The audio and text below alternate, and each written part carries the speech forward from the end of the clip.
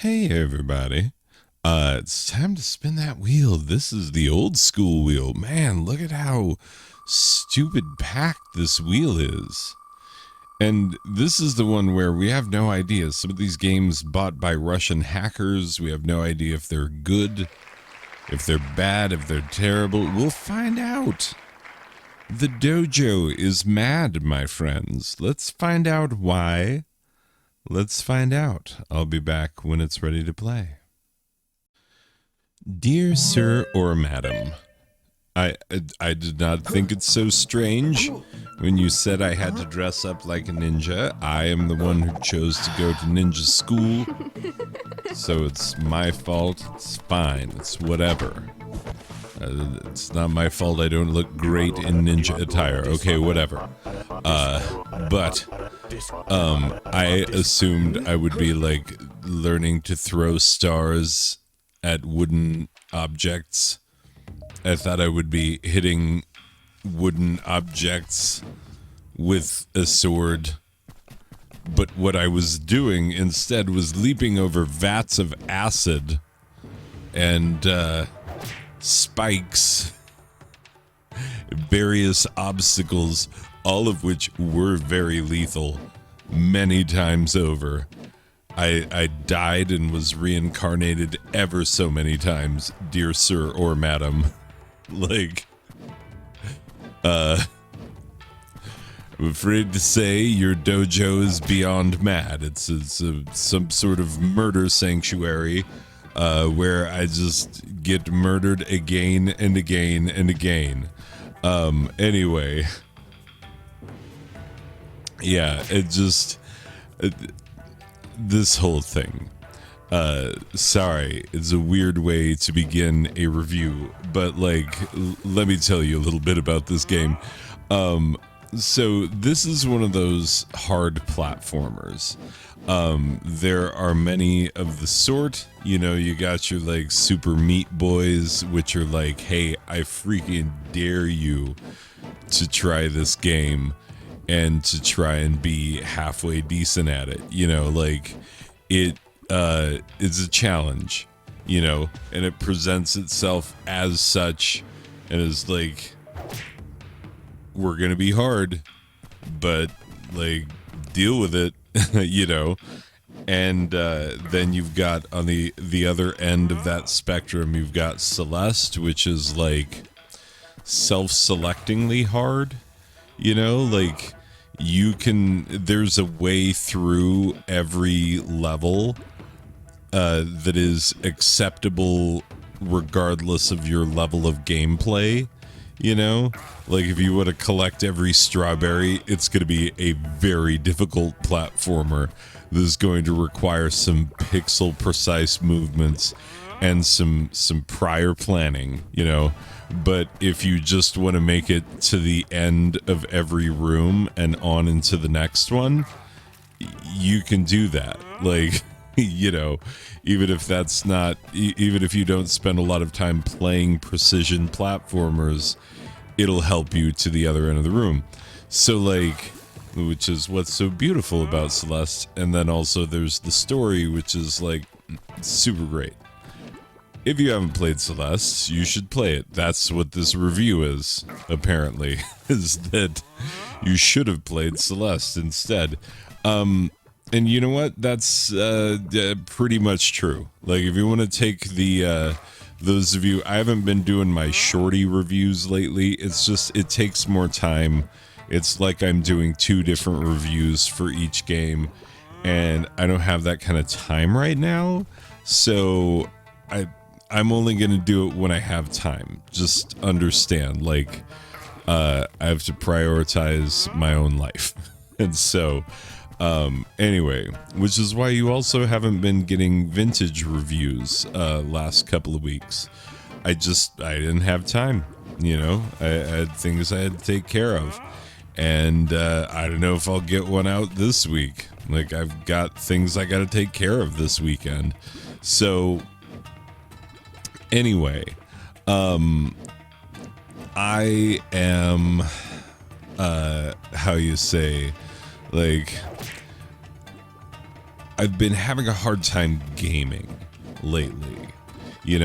My wife has felt the same way.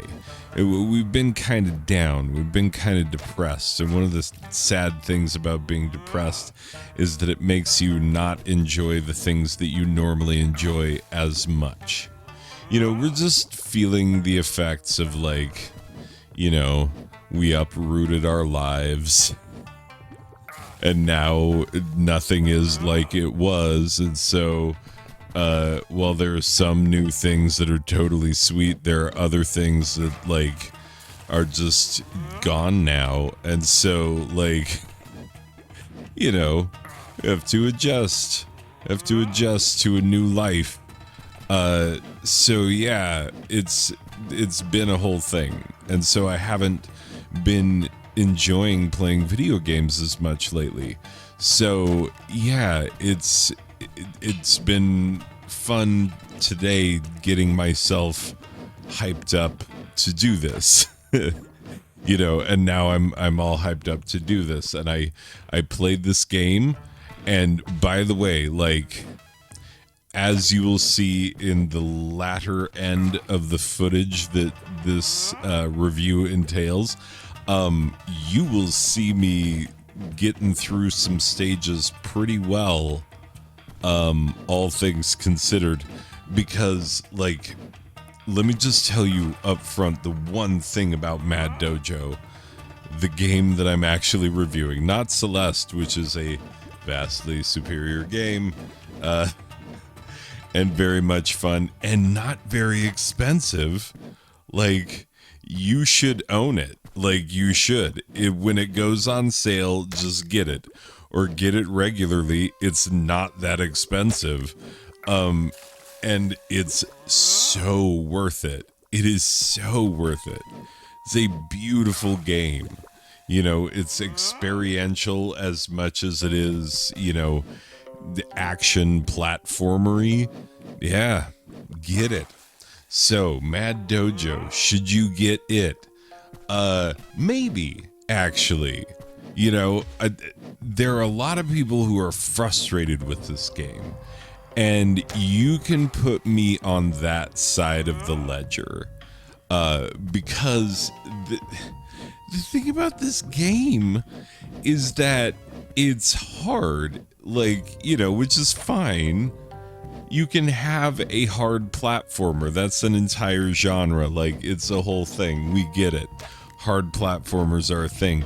But this was the first one I've ever played where I wish there was a button that was just sit still. Oh, come on, sit still, Bobby. A sit still, Bobby button. That's what I wanted. Was a sit still, Bobby, dang it.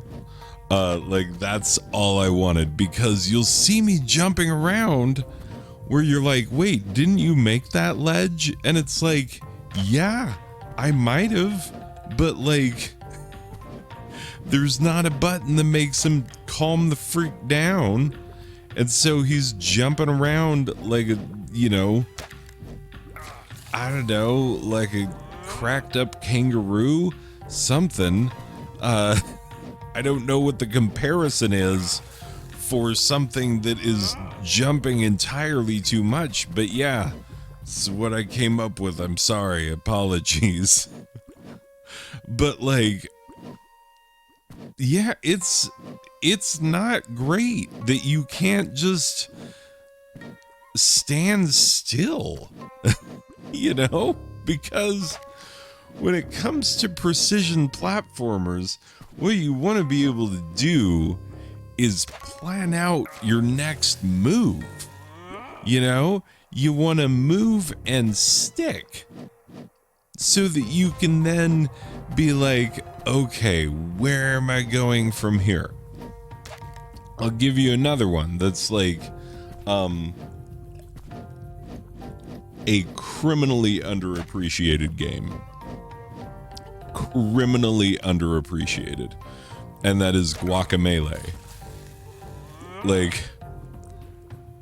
People in indie gaming, generally know it, but not enough other people know it. Like, that game should have been like 10 times more huge than it was.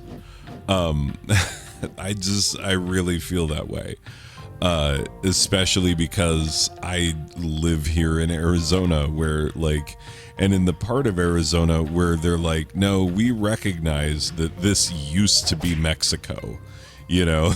So like, I'm in the part of Arizona where they're like, no, let's not hide who we are. Like, let's be proud of who we are and like find a way to make it awesome. And so the whole like Mexican southwesterny vibe, you know, desert Mexico type of vibe that you get in Guacamelee, like it feels so good. and it's such a fun game. But the beauty of Guacamelee is that like when you're doing those really hard platforming bits, you've got time to like, you know, grab onto the side of a ledge and just be like, okay, where do I need to go from here? If I jump and then do that swoop move and then hit my double jump and then slide over to the left, like, I think I can grab that ledge, you know? And then you try it, and then you might make it, you might not, but at least, you know, you will see how close you got, and you can, like, plan it back out, you know? And try it again. With this game, it's hard to get yourself into the same jumping position every time, because the thing about these like precision platformers is that you're supposed to learn, you know, you're supposed to learn the pattern and then do it the same way every time. It's hard to do it the same way every time when you're not like sticking to the ledge in the same way every time, you know? And sometimes you're just like, you can't stand still. You're just all over the place, just trying to survive, really, and not fall into the acid or onto a spike. And you're just trying to not die for a minute, and you're trying to plan out your next jump at the same time. Now, I will say this, like, because you have to do all that, when you hit the flag at the end of the level, it is very satisfying. And it does feel good when, like, you have accomplished the thing. Like, you know, the feeling of reward is there, you know, for like, that's what we're looking for in video games, is like, you know, the feeling of reward. That's what it all is. It's triggering in our brain. It's like, I did a thing and now I got a thing from the thing that I did, you know? And my brain is happy with that, you know? Like, I collected 100 coins, I got a 1-up. My brain is very excited about this, you know? Like, it's that kind of a thing. And so, yeah, it gives you that response, especially when you make it through a really tough level. You know, it's good. That's a good thing about it. And so, like, it's not entirely frustrating. It's not entirely broken. But, you know, like, I have a complicated history with the makers of this game, by the way. Like, because Fime Studio, what else have they made? Oh, they made a game called Dash Fleet, which is like a fake Flappy Bird that's not nearly as good, but is still, you know, playable and kind of interesting a little bit, but like not not too great. But this other game that I have in my collection that I'm like, no. It's called Ziggy's Chase, and it's like, do you remember those CDs that you would get in the, late 90s, early 2000s, in your like PC gaming magazines that would be like, it's like 2,000 games, or like the ones that you would find on the rack in the computer store in the mall, and it's like 97,000 games, and you're like, oh, sure, I would like 97,000 games, please, and then like 96,000 of them are mahjong. Just like different versions of mahjong. It's like, oh, guess what the background is gonna be this time? It's a totally different game. Anyway, but then there would be the weird 3D platformer where like some character that you could tell the studio was hoping like, oh, please let this guy be the next Mario, and then you look at him and you're like, there is no way, there is no version of Earth in the multiverse in which this guy was Mario. Like, no, I'm sorry. Fail. You have failed, sir. You get nothing. Anyway, you just have Gene Wilder yell at them. You get nothing. Anyway, but like, yeah. It's one of those games, and it's one of those like roll an egg kind of nonsense. Ugh, it's terrible. It's a terrible game. I think I've reviewed it on this channel. If I haven't, like, I've played this game briefly, and it's like an embarrassment. Like, it is so bad. I really hate it.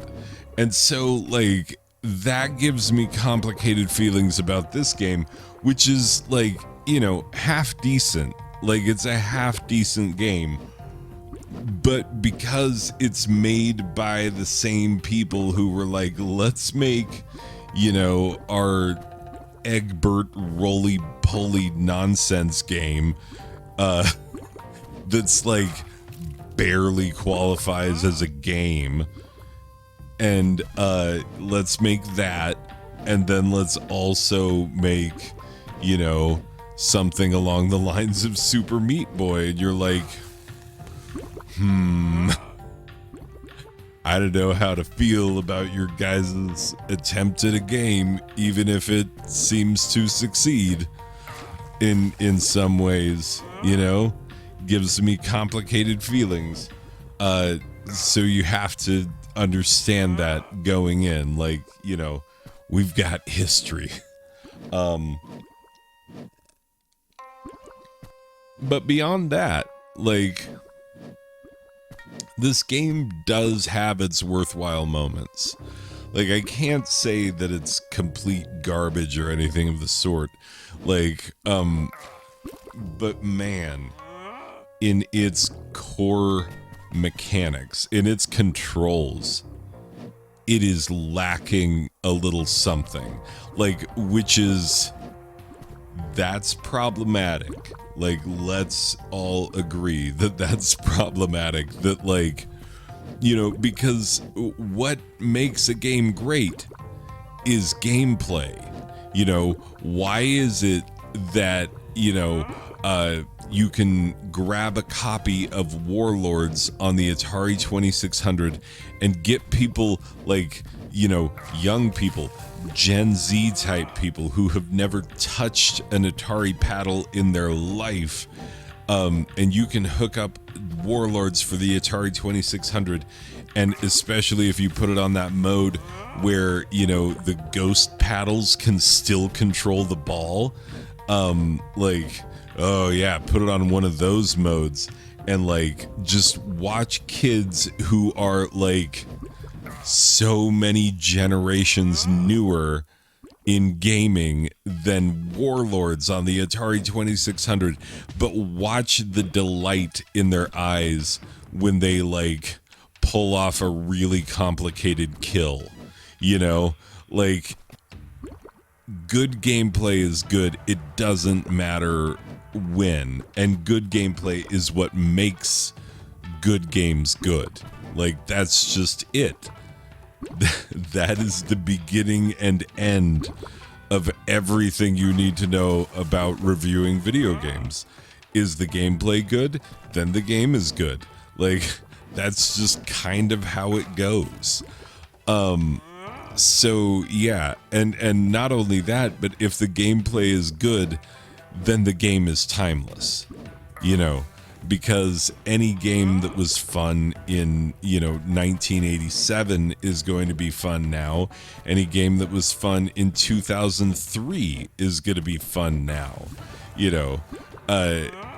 That's just the way it goes, because good gameplay matters, and that's what makes games good, and that's what keeps them playable for long periods of time. And so, like, to have a nigh fatal gameplay problem in this game, that's literally how I see it. Like, I am impressed with myself when I get through a level, yes, and I feel good about it, but the fact that it's so dang hard to do a lot of the time, and that you, like, die in different places, which shows, like, I mean, granted, some of these levels I died in the same place multiple times, but that's because the mechanic for getting over that part was not always readily apparent, and so, you have to try a bunch of different things, and that leads to deaths in the same place. But eventually you get it, and then it becomes a little bit easier. But, regardless, like, the learning factor for games like this is important. And if the gameplay makes it so that you are not able to get the same, like, the approximate same start to a combo to get you to the other side of an obstacle, like, if you can't easily get yourself into roughly the same position that you were on your last try, like, then you're not able to do the learning process that it takes to get better at games like this, which, like, games like this are supposed to provide you with a reasonable challenge, but also provide you with a way to overcome it, and to make it obvious, like, to really help you see, like, no, this is what you're doing, and this is what you need to be doing. Let's work on get you doing the right thing. Like, good games will point you in the right direction. They might not have, something on screen that's like, hey, you really need to do this right now, but it, in the same way that, like, Super Mario Bros. 1-1 tells you where to go and what to do without any text on the screen saying, here is how you go, here is how you get power-ups, here is how you kill enemies, here is how you find, like, break blocks and find hidden things. Do you understand? Like, that it does all of that without a single bit of text telling you anything about how to play the game. It is a masterclass in level design and in teaching you what to do. And, I remember learning how to play Super Mario Bros. 1-1. I was not good at it at first, but it teaches you how to do it, and you need more time with it, is all. And that is that's what makes these kinds of games interesting, is that you do get better with time. With this one, it's, I don't know, some of my past levels seem kind of lucky, and I don't know if I could exactly replicate what I did on some of those. So that's a problem. That's a problem. Anyway, we need to wrap this up. I could go on and on, apparently. But, yeah, about other games that are better than Mad Dojo. So, yeah, let me put a final score on it, and we'll talk about, you know, how I feel about it. Okay, so Mad Dojo, final score. We are going 6 out of a possible 10 wands from Guacamelee. Guacamelee, a much better game, highly recommended, because not only does it have difficult platforming that you can plan out and sort of figure out how to make your way through, and, you know, pause for a minute and then be like, okay, where do I go from here? You know, kind of beautiful that way.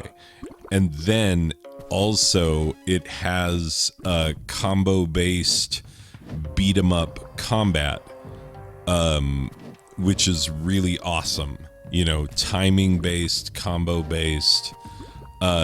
So, yeah. And it's a game that really teaches you how to play it as you go along. So, in this review of Mad Dojo, my recommendation is that you play Guacamelee. Like, I think that should speak for itself. I think that should speak for itself. Anyway, ladies and gentlemen, hopefully you enjoyed this one. Sorry it ran long. Sorry I'm not doing the TLDR ones. Sorry if I don't get a vintage game up this week. You know, life, it do be getting in the way and whatnot. We try to do what we can do. You know, we knew that this year was going to be a year of transition, and so it is. And so it is. Anyway, people, thank you for supporting the channel and being here and being awesome, being kind and good and all of the things that you are. Anyway, and have fun playing video games. Remember, that's the point. And if the controls were good in 1997, like, they're, by golly, they're good now. And the game is still good. And you should go play it. So, whatever that happens to be. Anyway, have yourselves a lovely time. I will see you in the next one, people. Okay, bye.